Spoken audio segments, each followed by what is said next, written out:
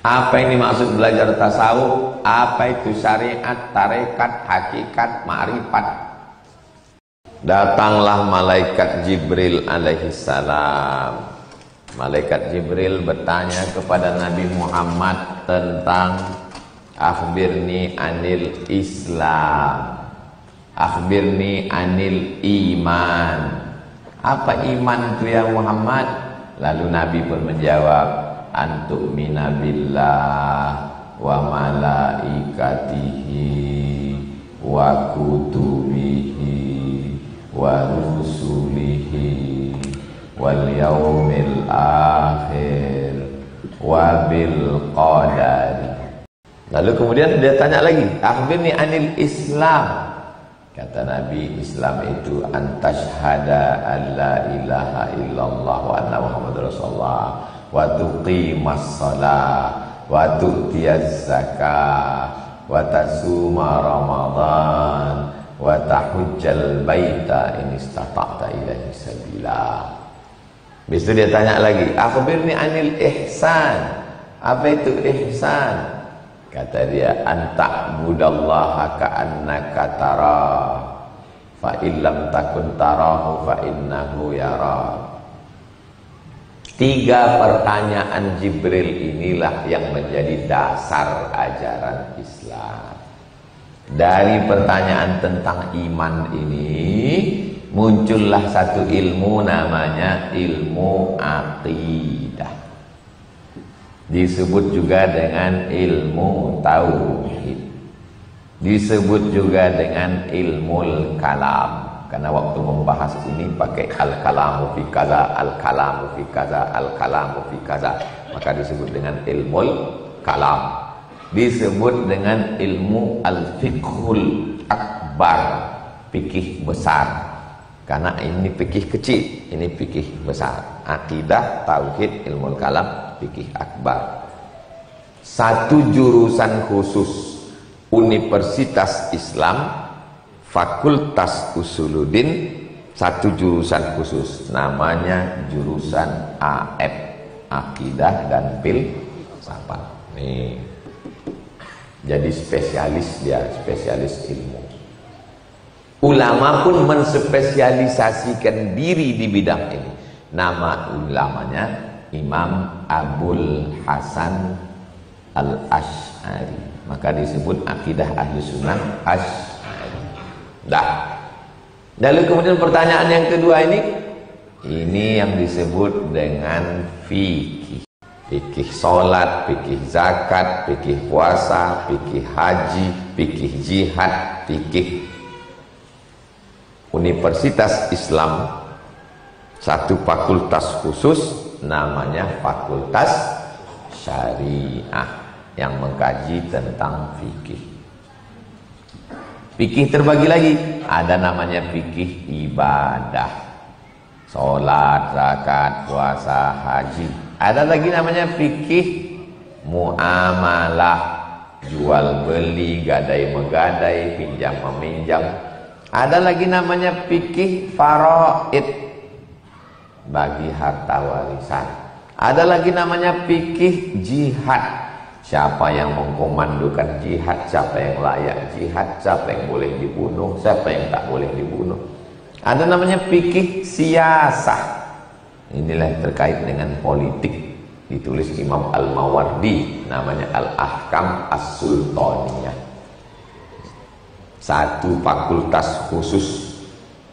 Di fakultas itu ada jurusan, ada namanya jurusan Ahwal Syahsiyah, itulah yang khusus tentang masalah nikah.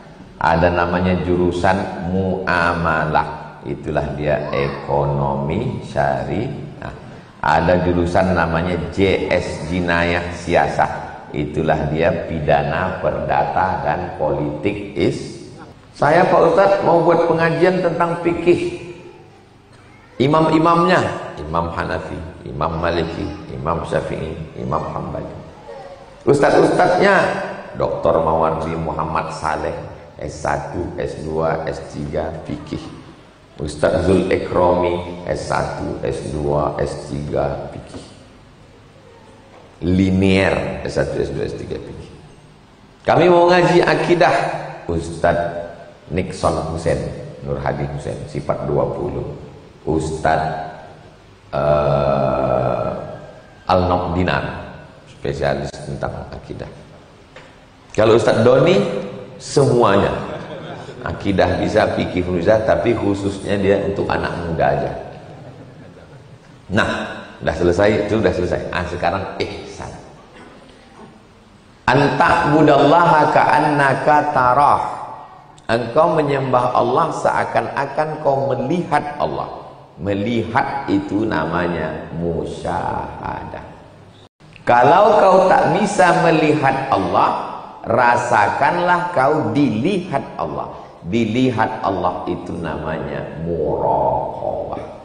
Ulama yang spesialis mengkaji masalah ini khusus, ini namanya ulama fikih, ini ulama kaidah.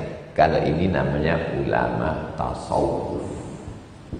Tasawuf diambil dari kata man sofa qalbuhu lillah, suci hatinya karena Allah. Saya nggak mau pakai istilah-istilah tasawuf, Ustaz. Tasawuf itu istilah yang bid'ah. Jadi kau pakai apa? Pakai istilah tazkiyatun nafs. Tazkiyah artinya mensucikan nafs diri, mensucikan diri. Kalau sudah suci jadi tasawuf. Kan bohongan. Sama macam orang dikasih dia ikan. Ini ikan, saya nggak makan ikan Pak Ustaz. Bawa ke dapur, blender ikan itu pakai tepung. Habis itu goreng, kasih. Habis 3 mangkuk. Apa namanya? Empek-empek. Empek-empek itu ikan. Jangan ngaji-ngaji tasawuf. Terus kita ngaji apa? Tazkiyatun nafs. Proses tazkiyatun nafs itu 3. Pertama, tahalli. Tahalli, kosong. Apanya kosong? Kosongkan dari hasad, kosongkan dari dengki, kosongkan dari ujub, kosongkan dari sum'ah, kosongkan dari busuk hati, kosong. Setelah kosong baru isi tahalli. Gelasnya bekas asbak rokok, kosongkan dulu. Setelah kosong, cuci bersih, baru isi air zam-zam. Namanya tahalli. Diisi dengan ridho, qanaah, tawakal, taubat, zikir diisi. Setelah diisi, barulah tajalli. Tajalli artinya nampak. Setelah gelasnya bersih, diisi air zam-zam, tahalli, baru diminum. Allahumma inni as'aluka ilman nafi'an wa rizqan wasi'an wa shifaan min kulli da'in wa saqamin bi rahmatika ya arhamar rahimin. Nah, itu rasanya itu namanya tajalli. Gimana kau rasakan tadi? Payau.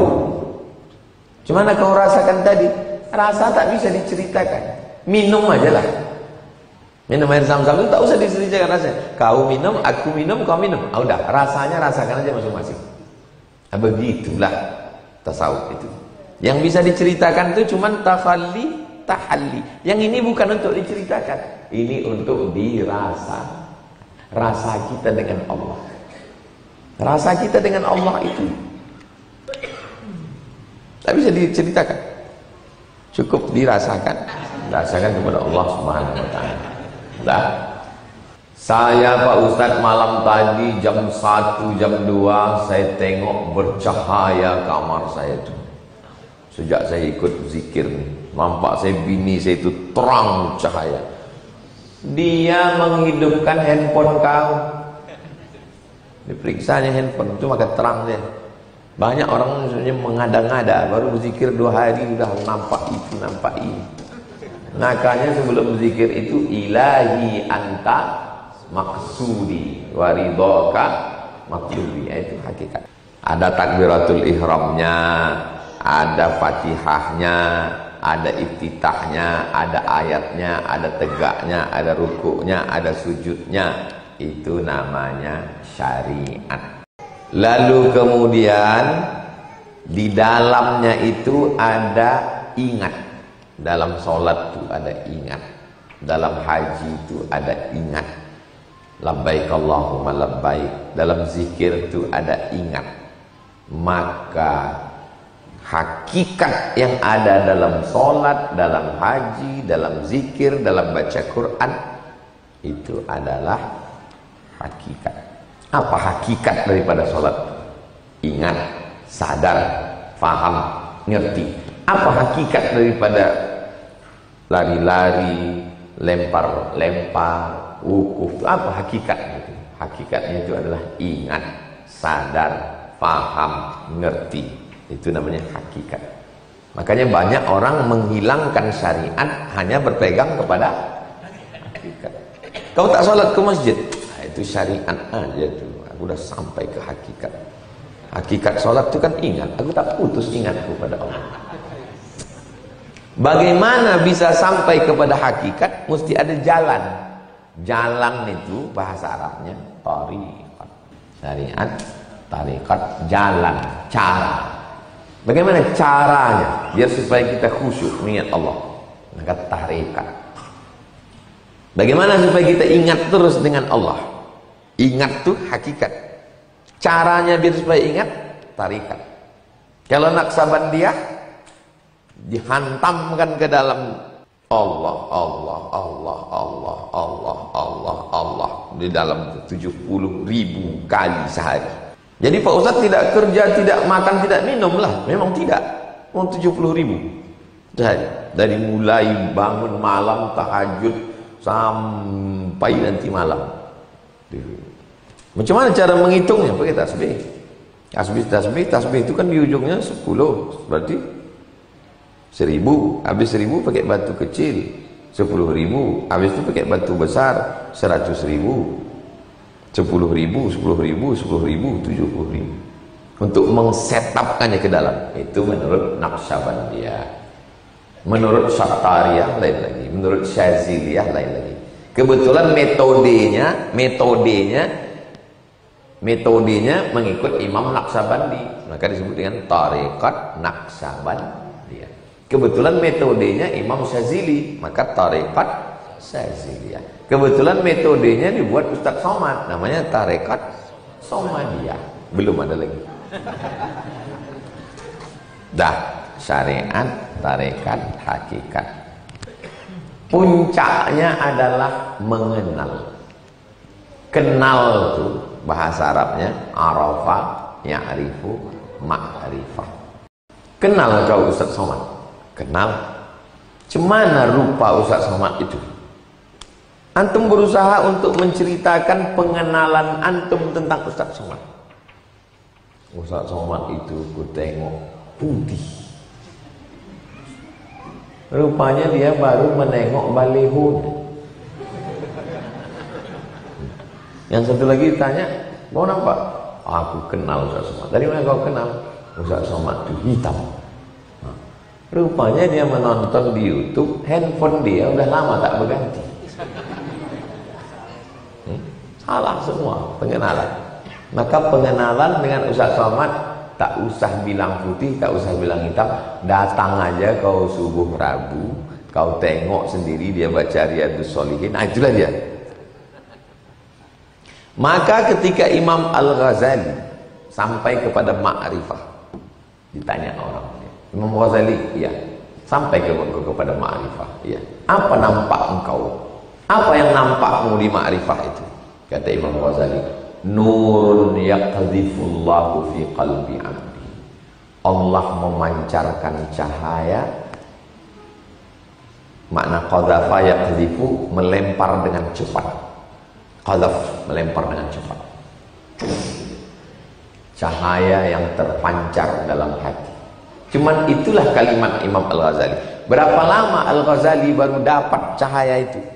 11 tahun berkhalwat di menara sudut Jami' Umawi, sampai disebut zawiyah. Zawiyah di pojok, karena orang itu biasa memilih satu pojok untuk berzikir, maka disebut pojok-pojoknya disebut dengan zawiyah. Orang kita pun banyak juga mencari pojok-pojok untuk tertidur. Ini dipelajari. rukun, syarat, wajib, sunat, gerak, takbiratul ihram, ini dipelajari. Ikut tarekat Syaziliyah, ikut tarekat Sattariyah, ikut tarekat Samaniyah, ada tekniknya. Ini dipahami.